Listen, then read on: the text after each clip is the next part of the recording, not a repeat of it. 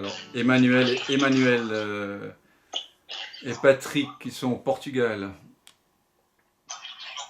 Tu vas lever le doigt, la main plutôt, le doigt. Ça nous rappelle l'école, ça. Bonsoir Emmanuel et bonsoir Patrick. Bonsoir Dan. Oui, ma question était par rapport à l'exercice qu'on vient de faire. Quand tu dis le monde et qu'il y a effectivement ça amène une sensation de restriction, non, c'est pas de rétrécissement, de contraction qui localise dans le corps. Oui. Ça indique de toute évidence qu'il y a encore une identification au corps. Exactement. Vous pouvez vérifier par vous-même, et c'est ce que je vous invite à faire. Et quand vous aurez vérifié 100 fois, 1000 fois, au bout d'un moment, qu'est-ce qui fait le corps? Il y a quelque chose qui fait qu'il va vers la paix. C'est simplement qu'on ne vous l'a pas proposé. On ne nous a pas proposé de vivre à partir d'une présence impersonnelle, parce que ça paraît très fou pour la plupart des gens, tout simplement. Ce qui est folie aux yeux de Dieu est raison aux yeux des hommes, et ce qui est raison aux yeux de Dieu est folie pour les hommes. Voilà, c'est une inversion totale, en fait. Et au bout d'un moment, si vous pratiquez ça comme on pourrait faire du neti-neti, mais là, cette pratique est très intéressante parce qu'elle vous fait sentir dans le corps la contraction égotique. C'est pour ça que c'est si important de sentir dans le corps. Parce que sinon, vous ne pourrez pas transposer ce que nous vivons ici, ce que nous partageons ici, en relation avec les autres, dans votre travail, dans le quotidien. Parce que ça va se désactiver. Si le corps sent les deux propositions, il va y avoir une désactivation, une imprégnation, réimprégnation, un reformatage. Parce que oui, le corps, c'est de l'informatique. C'est une belle informatique. Et le cerveau, c'est magnifique. C'est certainement un des plus grands ordinateurs, supercalculateurs sur Terre. Et qui est sans doute relié comme l'Internet. Je ne sais pas comment ça fonctionne, mais c'est possible de vivre avec un corps détendu. Quand il n'y a pas des croyances erronées. Ce qui crée les tensions dans le corps, c'est de croire quelque chose qui n'est pas vrai. Donc oui, j'imagine que tous, comme Emmanuel, vous avez senti, plus ou moins bien sûr, contraction, ceci est mon corps. Je vous rappelle quelque chose, ceci est mon corps. Cela est un corps. Est-ce qu'on peut vivre de façon impersonnelle? Oui, ça n'a pas l'air très sexy comme ça au prime abord, mais ouais, mais alors non, moi je veux.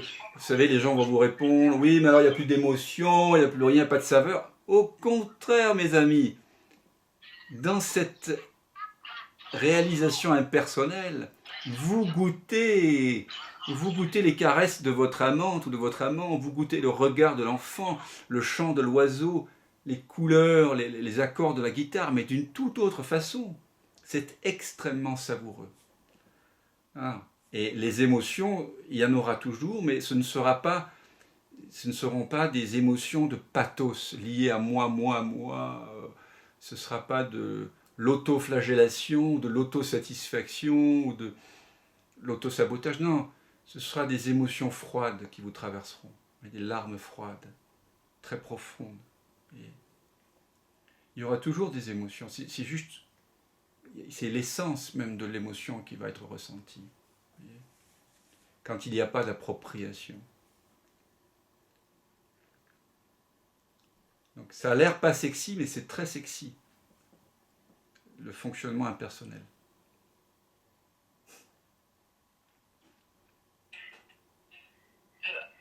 La question qui suit, c'est donc dans l'expérience, j'étais forcément plus appelée vers l'impersonnel que vers le personnel. Il y avait même une certaine réticence, je dirais, à aller vers ce mont. Mais par contre, d'une manière indéniable, ça se manifestait très clairement dans le corps. Donc ce que tu es en train de me dire là, c'est que c'est la pratique, c'est-à-dire l'expérience de la contraction et de la détente qui va faire qu'à un moment donné, le corps il va avoir un déclic, c'est ça? Oui, oui. Et c'est ce que je fais en séance d'accompagnement individuel, comme tu le sais. On revient à la présence et on fait apparaître, non pas les mains dans l'espace, parce que ça c'est simple, de les faire apparaître et disparaître, c'est pas, on n'a pas trop de mal à faire disparaître les mains. Mais quand on fait revenir la violence qu'on a subie à 5 ans, à 12 ans, à 15 ans, ou quand on fait revenir le manque de papa, ou le manque imaginaire de maman, ou le manque de ceci ou cela, au sein de cette présence, là c'est une autre paire de manches. Donc le fait de pouvoir évoquer toutes ces émotions, toutes ces émotions cachées, toutes ces zones d'ombre, toutes ces peurs et désirs inavouables au sein de la présence, et les laisser apparaître et disparaître de la même façon que les mains, ça c'est ce qui va véritablement guérir le corps. Il n'y a pas d'autre façon de faire. Vous n'allez pas guérir soudainement le corps en revenant à la présence comme Ramana Maharshi en un coup, paf. Non, parce qu'on n'est pas des Ramana Maharshi, pour la plupart d'entre nous, ça arrive, mais la plupart d'entre nous, nous allons revenir à cette présence, c'est vrai, c'est la même présence que celle que vivait Ramana Maharshi, mais nous aurons besoin, et peut-être que lui aussi, il n'en parle pas directement, peut-être que dans ces 10 ans de silence, il y a des choses qui sont remontées, que sait-on. En tout cas, nous aurons pour la plupart d'entre nous besoin de laisser monter tout ce qui a été caché dans cette présence. Tout doit être aimé, goûté, apprécié, senti dans la présence. Vous devez pouvoir, et dès qu'il y a une contraction, ça veut dire que vous vous prenez pour quelqu'un et qu'il y a résistance. Donc oui, vous pourriez faire cette pratique seulement, au lieu de faire le neti-neti. C'est une autre façon d'accéder au jeu impersonnel. Parce que quand je dis ceci est mon corps, je fais référence à un jeu identifié à la personne, bien sûr. Et quand je vois que cela est un corps qui apparaît et disparaît, je fais référence au jeu véritable qui laisse apparaître et disparaître tout sans opposer de résistance ou sans avoir de préférence. J'aime bien cette pratique parce qu'elle est très laïque, très simple, et vous pouvez tout de suite sentir quand il y a une contraction. Et donc pour certaines notions, par exemple si vous avez vécu une violence physique ou sexuelle, un abus, bien sûr, il faut peut-être revisiter ça des centaines de fois. Mais vous devez pouvoir le regarder à partir de l'espace sans tête. Voir la violence, voir les images, voir le sentiment d'injustice, pourquoi il m'a fait ça, voir le sentiment que mes parents n'étaient pas là. Vous devez voir tout ça et le revoir en tant que ceci est mon expérience. Mon expérience, oh là là, oh là là. Ceci est une expérience. Ceci est mon expérience, oh là là. Ceci est une expérience. Ceci est mon expérience. Ceci est une expérience. Ceci est mon expérience. Plus vous le referez, et moins la contraction aura lieu. Jusqu'à ce que vous puissiez dire ceci est mon expérience, ceci est une expérience, ça n'a plus aucune importance. Salut Jérôme, belle soirée à toi. Il nous dit bonsoir. Vous voyez, donc, oui, c'est ça qui va guérir, c'est la présence qui guérit. La présence est guérisseuse. Chez les bouddhistes, ils appellent ça la médecine ultime. Et toute la thérapie non duelle que je partage est basée sur cette façon de faire émerger tout ce qui semble provoquer en nous une réaction au sein de l'espace qui, lui, ne réagit pas. Oui. Dès qu'il y a une réaction, voir cette réaction. En fait, c'est voir.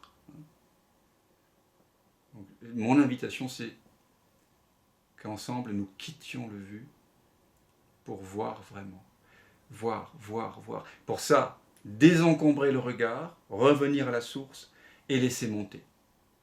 Ça résiste, je reviens à la source, je laisse la résistance se dissoudre, et je reviens. Pas seulement je reste dans la vision sans tête, je reste là, non, je suis scotché dans l'arrière-plan. Non.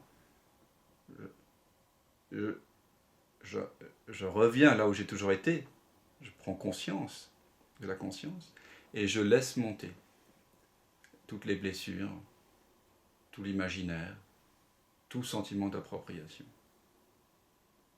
jusqu'à ce que ça se dissolve, encore et encore. C'est comme une pratique à l'envers. On a été imprégné, formé. Voyez. Récemment, je rencontrais ma fille de 2 ans. Je ne connaissais pas son existence, donc j'étais face à cette petite fille que je n'avais jamais vue. Et donc à un moment donné, avec sa grande sœur, qui elle a 4 ans, j'ai joué au loup. J'ai mis un masque de loup, comme ça. Et les enfants voulaient que je joue au loup. Mais j'ai tellement bien joué que, bon, la grande, elle avait très très peur, mais quand même, on sentait qu'elle comprenait qu'il y avait Dan derrière le loup. Mais la petite de 2 ans, donc ma fille, elle était terrorisée. Je voyais la terreur dans son regard, le truc. Donc j'ai enlevé le masque. Il a fallu encore, je crois, 30 secondes. Elle était dans une sorte d'hébétude, quoi. Elle avait vraiment été, il y avait un traumatisme, quoi. Et là, j'ai dit, waouh, la puissance de l'imprégnation, vous voyez. Et on est un peu comme ça, tous. On est un peu comme cette petite fille là. On a tous été imprégnés très fortement, des milliers de fois. Pas seulement par des papas jouant au loup. Mais voilà, plein de choses. Et donc il faut désimprégner. Ce qui est merveilleux, c'est que la conscience, bien sûr, se contracte, mais elle est d'une plasticité infinie. Et donc elle peut facilement reprendre sa forme, c'est-à-dire le sans forme. Vous voyez ce que je veux dire là? Donc il faut jouer avec ça. Prendre forme, cesser de prendre forme. C'est ça le secret. Si vous faites seulement le neti-neti, c'est bien. Mais si vous ne prenez pas forme, vous voyez, comme dans la chanson là que parfois je chante, le début d'une chanson qui sera sur mon prochain album, comment c'est? On ne peut lâcher que ce que l'on a tenu. Mais comment pourrais-je me détacher de ce que je n'ai pas encore vécu? Donc tenir, ok, sans ce que ça fait que de tenir. Et sans ce que ça fait que de rien tenir. Tenir, rien tenir. Tenir, pas tenir, oui. Expiration, inspiration. C'est de la danse en fait. Je veux pas que pas tenir, parce que sinon, le pas tenir, ça va être une peur de tenir, une peur de s'identifier. Non, pas de peur. Identifiez-vous, mais comme l'adulte qui joue au loup, comme l'acteur. Mettez le masque pleinement. C'est vrai que j'ai bien joué au loup. Quand vous jouez à quelque chose, vous jouez à être Emmanuel ou à être Patrick, jouez-y à fond, bien sûr. Mais tellement à fond parce que vous savez que c'est pas ça que vous êtes. C'est pour ça que vous pouvez jouer à fond. Le bon acteur, c'est celui qui est pas... Il peut tellement s'identifier à son rôle parce qu'il sait qu'il est le sans forme. Il n'y a pas d'implication personnelle. Et donc on y va complètement. Et le fait d'aller complètement dans la forme et complètement dans le sans forme, ça fait qu'à un moment donné, vous êtes libre. Et vous l'avez toujours été, mais vous le vivez. Et donc après, le jeu peut se continuer. Tu vois un peu, Emmanuel, le propos? C'est très clair et merci Dan pour cette explication. C'est pour ça que bon, ça a été mon cheminement, mais le fait de faire l'unité par le senti, c'est super important. Il n'y a pas que le neti-neti. Hein. Parce que le neti-neti, c'est sympathique entre amis, c'est facile là en satsang. Ce sera très difficile de dire, ok, je veux me mettre en vision sans tête face à des choses qui se répètent en famille ou qui se répètent dans votre vie, des angoisses qui remontent. Donc à un moment donné, il va falloir jouer ça. Il va falloir faire entrer en scène tout ça. tous ces personnages, tous ces affreux Jojo, tous ces démons, parce qu'il faut qu'ils révèlent leur côté angélique, hein, qui fait l'ange, fait la bête, vous connaissez ça, Pascal? Donc, voir que voilà, on peut autant... La violence du monde, elle est en nous, hein, d'abord. Voir tout ça, mais le sentir, sentir. Et du coup, on peut réellement s'en détacher. Il y a une reconnaissance profonde. Je voulais aussi vous dire qu'il reste 2 places pour le stage à Paris, de 2 jours. C'est le week-end prochain. Donc si vous avez envie de venir chez moi pour ce stage, c'est ouvert. Il y a même une place gratuite chez moi pour dormir, voire 2, pour les 2 places qui restent.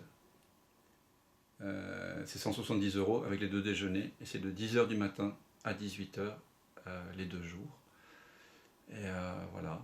Et puis sinon, il y a aussi un stage, oui, avec Adeline, mon amie, de 3 jours à Bordeaux, à Nantes, dans son domaine, qui est un très beau domaine.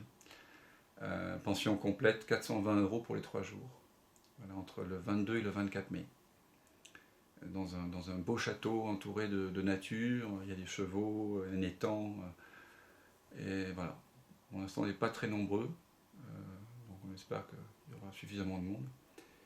Sinon, on annulera, mais en tout cas, c'est entre 22 et 24 mai. Et puis, il y a un stage de 9 jours à Paris le 5 et le 13 juin, je vous l'avais indiqué. Et il y aura un stage aussi à Chamonix, dans un chouette chalet, avec mon amie c'est Véronique qui organise ça. Voilà. Ça, ce sera entre le 2 et le 4 juillet. Et puis, si vous en avez le souhait, parce que j'ai fait ça il y a 2 semaines et c'était vraiment chouette, c'était une première pour moi. On avait fait un stage le week-end par Zoom. Je pourrais être amené à en faire un fin juin, si je sens qu'il y a de la demande. Hein. Je fais les choses quand il y a de la demande, quand je peux aussi. Voilà, mes amis, donc avis aux amateurs, c'est pour Paris, donc il reste 2 places pour le week-end prochain. Donc on sera maximum 8, pour l'instant les 6. Moi j'aime bien les petits groupes, parce que comme ça on peut justement explorer individuellement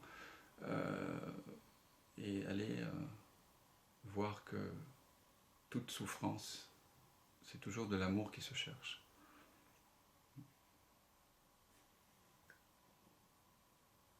Belle soirée à vous et merci d'avoir partagé.